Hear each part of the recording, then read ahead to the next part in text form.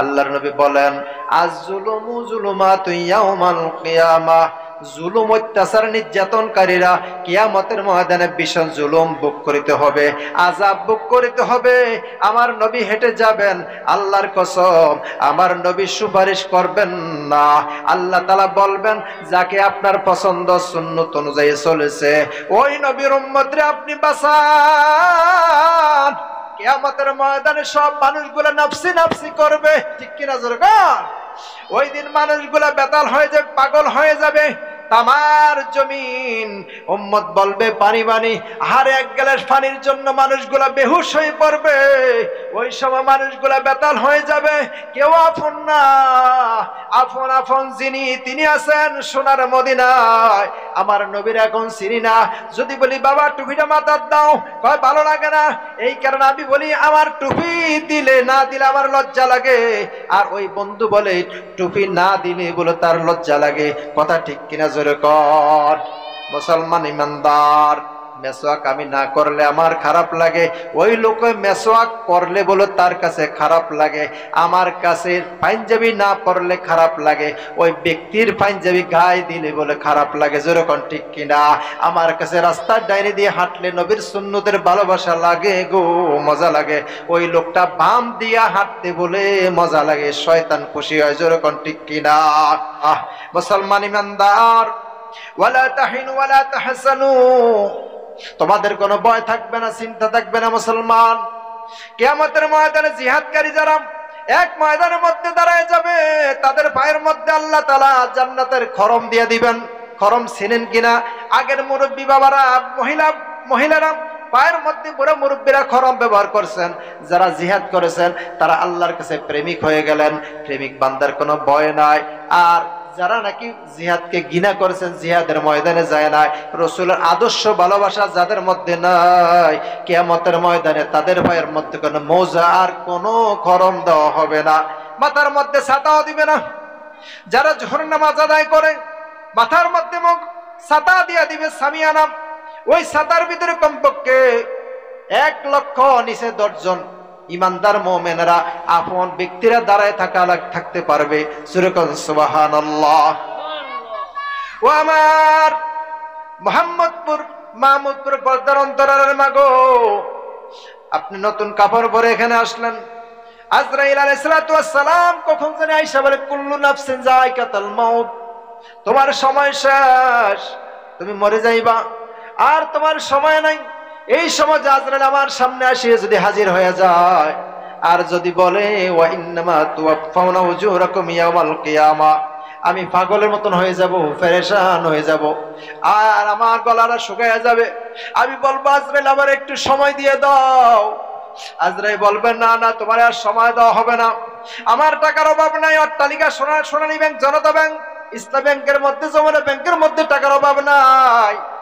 ওই যে সান্দিনা, ওই যে নিমসার ক্যান্টনমেন্টের পাশে আমার জায়গার অভাব নাই। ঢাকা মিরপুর রামপুর ক্যান্টনমেন্ট, জায়গার কোনো অভাব নাই। আজরাইল বলবে, আমি জায়গা চিনি না, টাকা চিনি না, আমি চিনি একমাত্র আমলের দরজা। যেরকম ঠিক কিনা? মুসলমান ইমানদার, বক্কর কথা বলে দুনিয়ার মানুষগুলো চলে। আল্লাহ রাসূল বলেন, আমার মাঝে কোনো ডিপ্লোমেসি নাই। আনা খাতামুন নাবিয়্যিন লা নাবিয়্যা বাদি, নবী বলে, I am the last and in there will be no prophet after me, আমি শেষ নবী, আমার পরে আর কোনো নবী আসবে না। আল্লাহু আকবার। আমার পরে যদি কোনো নবী আসতো তাহলে মিজাজি একজন ওমরকে আল্লাহ তাআলা নবুয়ত দান করতেন। কারণ হলো জিবরাইল আসিয়া বলে, ওমরকে নবী বানায় না এই কারণে, ওমর মিজাজ একমাত্র আসমান আর জমিন। যেরকম সুবহানাল্লাহ। আমার নবী পেরেশান হয়ে যাবেন। আমার একটা আদনান উম্মতের মাঝে একটা সুন্নাত যদি কেউ কায়েম করে, একজন সাহাবী আসিয়া আমার নবীর মুস্কি হাসি দেখলেন, হাসতে হাসতে লোকটা বেহুশ একবার হয়ে গেলেন। আমার নবী কয়, বাবা তুমি কেন হাসো আমার উম্মত? আমি জীবনও তো আপনাকে আমি দেখি না। আল্লাহু আকবার। আমার নবীরে সে কখনো দেখে নাই, আজকে মাত্র নতুন। এই লোকটা আসলো, আমার নবী হাসলো। আমার নবী হাসার কারণে লোকটা বাড়িতে চলে গেল। বাড়িতে যায় ওনার স্ত্রীর কাছে বলে, ওনার আম্মা জানের কাছেও বলে, মুহাম্মাদের দরবারে গেলাম, মুহাম্মদ মুস্কি মুস্কি হাসি দিয়ে আমার লজ্জা দিল। না না, মা বলছে, স্ত্রী বলছে, এখনই তুমি যাইবা। মুহাম্মদ খুব ভালো মানুষ, মুহাম্মদ আদর্শ মানুষ, মুহাম্মদ আল্লাহর বন্ধু মানুষ। জোরে কোন সুবহানাল্লাহ। মুহাম্মদ এমন একটা মানুষ, বুড়িমা 10 জন বাচ্চা নিয়ে চলাফেরা করছেন, 10টা বাচ্চাকে দুধ পান করাইলেন। ওই বুড়িমা বলেছেন মুহাম্মদ ভালো মানুষ, কিন্তু মুহাম্মদের ছেলেরা মুহাম্মদের সন্ত্রাস মানুষ বলেছে। আমার নবী ভালো না খারাপ? জোরে কোন, আরো জোরে কোন, নারে তাকবীর।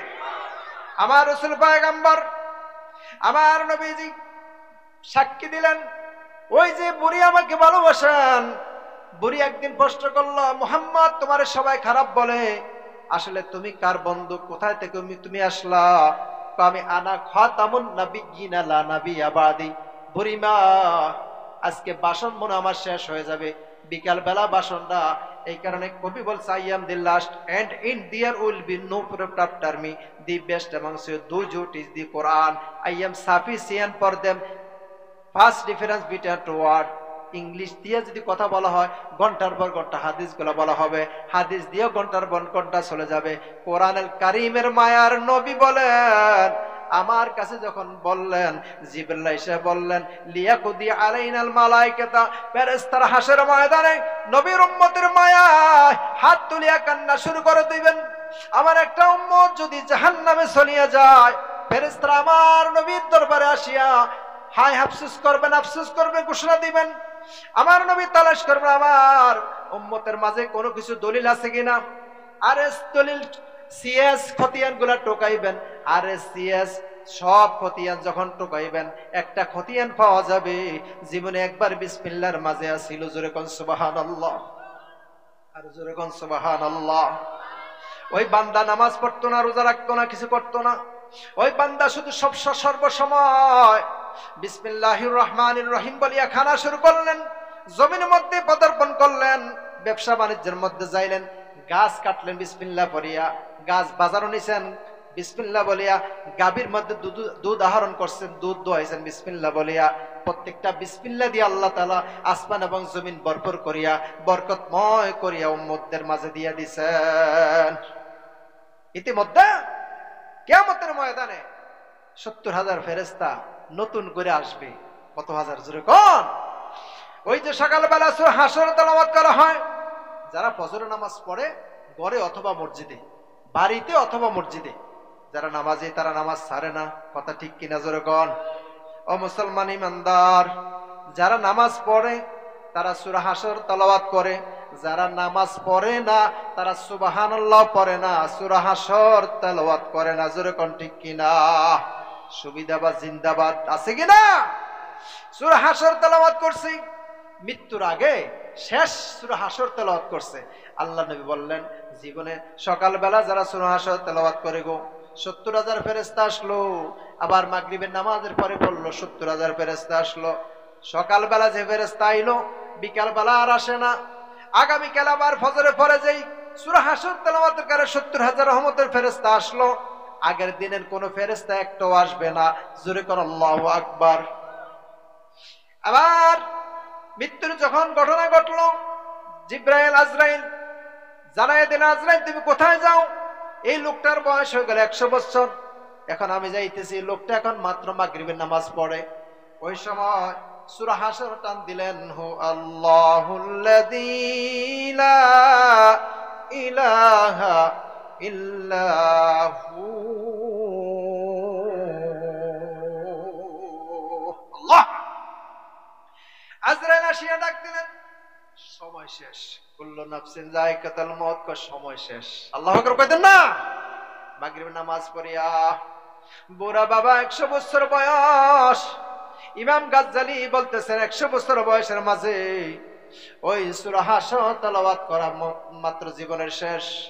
মাগরিব নামাজের পরে ওহুয়াল আজিজুল হাকিম যখন বললেন, হাকিম মানে আল্লাহ। হাকিম মানে কি? হাকিম মানে আল্লাহ। কুল্লু নাফসিন যায়কাতুল মউত বলি আজরাইল যখন দেখা দিলেন, সঙ্গে সঙ্গে ওই বুড়া বাবা 100 বছর বয়সে ইমাম গাজ্জালি কিতাবের মধ্যে লিখলেন, ওই লোকটা জমিনের মধ্যে বেহুশ হয়ে পড়ে গেলেন। আর একবার যখন বললেন লা ইলাহা ইল্লাল্লাহু মুহাম্মাদুর রাসূলুল্লাহ সাল্লাল্লাহু আলাইহি সাল্লাম একবার যখন কালিমা পদার্পণ করলেন, আজরাইল খাতার মধ্যে দুইটা বাক্য নিলেন, লা ইলাহা ইল্লাল্লাহর কারণে 4টা জান্নাত পাইবে, আর মুহাম্মাদুর রাসূলুল্লাহ বলার কারণে মৃত্যুর সময় 4টা জান্নাত পাইবেন। মোট কয়টা জান্নাত? কয়টা জোরে কোন? মোট 8টা জান্নাত। ওই সময় ইমাম গাজ্জালী রাহমাতুল্লাহ আলাইহি সিরাতুল মুস্তাকিমের কিতাব বাহাকির মধ্যে লিখলেন, নেতাই মিম্বরের কিতাবের মধ্যে উল্লেখ পাওয়া যায়। ইমাম মুসলিম রাহমাতুল্লাহ আলাইহি কিতাবের মধ্যে লিখলেন, গভীর রাত্রে ইমাম গাজ্জালী রাহমাতুল্লাহ আলাইহি এমন ভাবে লিখতেছেন, 70,000 রহমতের ফেরেশতারা হাসর ময়দানে দাঁড়ায় থাকবে, নূরের চাদর নিয়া আর আমল নামাগুলা নিয়ে দাঁড়ায় থাকবেন। ওই লোকটা যদি জাহান্নামী হয়ে যায়, শেষ মৃত্যুর আগে যে 100 বছরের বুড়া বাবা কালিমা পড়লো, ওই কালিমার বাক্য দিয়া ওই লোকটা 4টা করে জান্নাত, 8টা জান্নাতের মালিক হয়ে যাবে। জোরে কোন সুবহানাল্লাহ। কিয়ামতের ময়দানে 70,000 রহমতি বরকতি ফেরেশতারা যখন নাকি আমল নামালে ঘুরবে, ওই সময় মিজানে পাল্লায় ডান দিকে যখন বাড়ি হবে না, বাম দিকে যখন বাড়ি হয়ে যাবে, ডান দিকের পাল্লা যখন হালকা হয়ে যাবে, সঙ্গে সঙ্গে আল্লাহ রাসূল বলেন, ওই সময় আমি মুহাম্মদ পয়গম্বর বিসমিল্লাহর টুকরানে আমি হাজির হয়ে যাব। জোরে কোন সুবহানাল্লাহ।